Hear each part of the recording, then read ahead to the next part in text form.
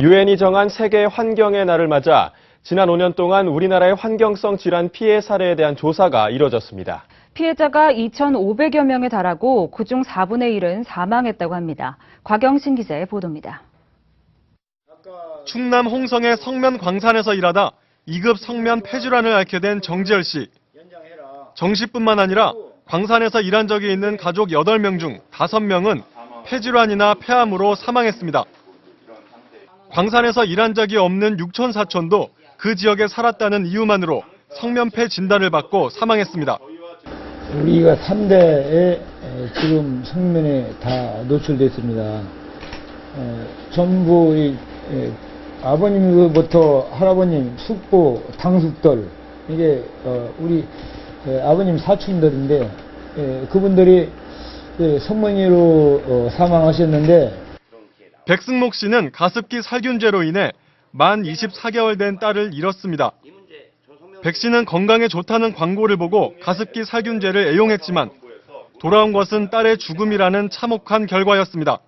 아이를 먼저 보내는 입장에서, 그리고 그 투병 기간 동에서 중환자실 들어가기 싫다고 인형을 붙잡고 울고 있는 그 아이를 보낸 부모의 마음에서 최근 환경성 질환으로 인한 피해가 우리 사회의 심각한 문제로 대두되고 있습니다.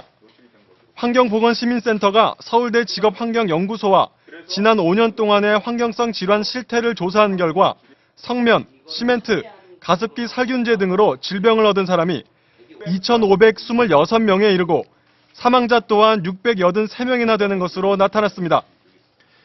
특히 시멘트 공장 주민의 대규모 폐질환과 가습기 살균제 피해는 우리나라에서만 나타난 환경성 질환으로 그동안 공해병에 대한 관리 감독이 얼마나 부실했는지 설명해주고 있습니다.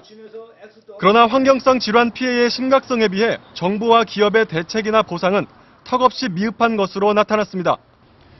성면폐의 경우 평생 완치가 되지 않는 불치병임에도 불구하고 정부는 2년 동안만 생활수당을 지급하고 있고, 대규모 폐질환을 유발한 시멘트 회사들도 민사소송 등을 통해 주민들에 대한 피해 보상을 거부하고 있는 것으로 알려졌습니다.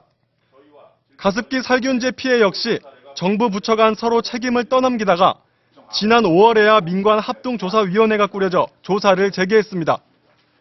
환경보건시민센터 최예용 소장은 정부가 환경 건강 피해 문제에 대해 체계적으로 조사하고 관리하는 시스템이 만들어져야 하며 피해자들에게 합당한 보상이 이루어지도록 환경피해 보상제도를 만들어야 한다고 전했습니다.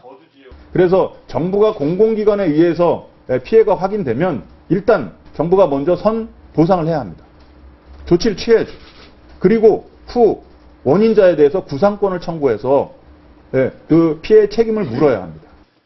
최 소장은 또 시멘트 공장이나 가습기 살균제 제조사처럼 가해자가 법정 뒤에 숨어 책임을 외면하는 경우가 많은 만큼 징벌을 통해 책임을 묻는 환경피해 보상법을 제정해 더 이상의 피해를 막아야 한다고 전했습니다.